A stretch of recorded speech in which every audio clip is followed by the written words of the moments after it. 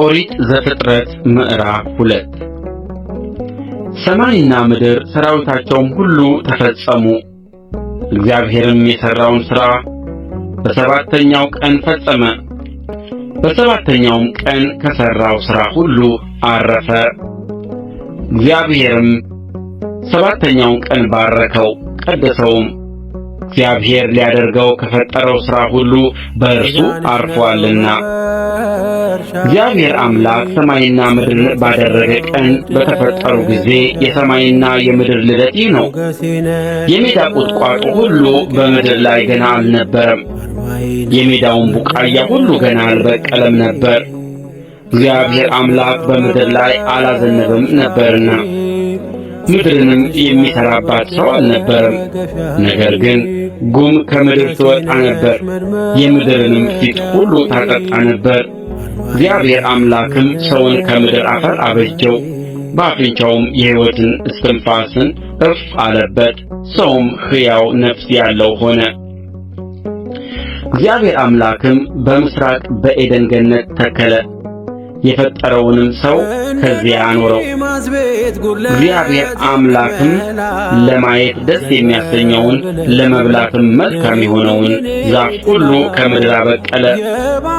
በገነትም መካከል የሕይወትን ዛፍ መልካምንና ክፉን የሚያስታውቀውንም ዛፍ አበቀለ። ወንዝም ገነትን ያጠጣ ዘንድ ከዔድን ይወጣ ነበር። ከዚያም ለአራት ክፍል ይከፈል ነበር። የአንደኛውም ወንዝ ስም ፌሶን ነው። እርሱም ወርቅ የሚገኝበት የኤውላጥስ ምድርን ይከብባል። የዚያም ምድር ወርቅ ጥሩ ነው። ከዚያም ሉልና የከበረ ድንጋይ ይገኛል። የሁለተኛውም ወንዝ ስም ግዮን ነው። እርሱም የኢትዮጵያን ምድር ሁሉ ይከብባል። የሦስተኛውም ወንዝ ስም ጤግሮስ ነው። እርሱም በአሦር ምሥራቅ የሚሄድ ነው። አራተኛውም ወንዝ ኤፍራጥስ ነው። እግዚአብሔር አምላክም ሰውን ወስዶ ያበጃትም ይጠብቃትም ዘንድ በዔድን ገነት አኖረው። እግዚአብሔር አምላክም ሰውን እንዲህ ብሎ አዘዘው፣ ከገነት ዛፍ ሁሉ ትበላለህ፣ ነገር ግን መልካምንና ክፉን ከሚያስታውቀው ዛፍ አትብላ፣ ከእርሱ በበላህ ቀን ሞትን ትሞታለህና።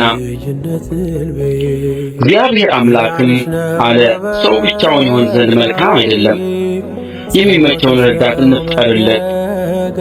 እግዚአብሔር አምላክም የምድር አራዊትንና የሰማይ ወፎችን ሁሉ ከመሬት አደረገ፣ በምን ስም እንደሚጠራቸውም ያይ ዘንድ ወደ አዳም አመጣቸው። አዳምም ሕያው ነፍስ ላለው ሁሉ በስሙ እንደ ጠራው ስሙ ያው ሆነ። አዳምም ለእንስሳት ሁሉ፣ ለሰማይ ወፎችም ሁሉ፣ ለምድር አራዊትም ሁሉ ስም አወጣላቸው። ነገር ግን ለአዳም እንደርሱ ያለ ረዳት አልተገኘለትም ነበር። እግዚአብሔር አምላክም በአዳም ከባድ እንቅልፍን ጣለበት፣ አንቀላፋም። ከጎኑም አንዲት አጥንትን ወስዶ ስፍራውን በሥጋው ዘጋው። እግዚአብሔር አምላክም ከአዳም የወሰዳትን አጥንት ሴት አድርጎ ሠራት፣ ወደ አዳምም አመጣት። አዳምም አለ፣ ይህች አጥንት ከአጥንቴ ናት፣ ሥጋም ከሥጋዬ ናት። እርስዋ ከወንፈሬ ታለችና ሴት ትባል። ስለዚህ ሰው አባቱንና እናቱን ይተዋል፣ በሚስቱም ይጣበቃል፣ ሁለቱም አንድ ሥጋ ይሆናሉ። አዳምና ሚስቱ ሁለቱም ራቁታቸውን ነበሩ፣ አይተፋፈሩም ነበር።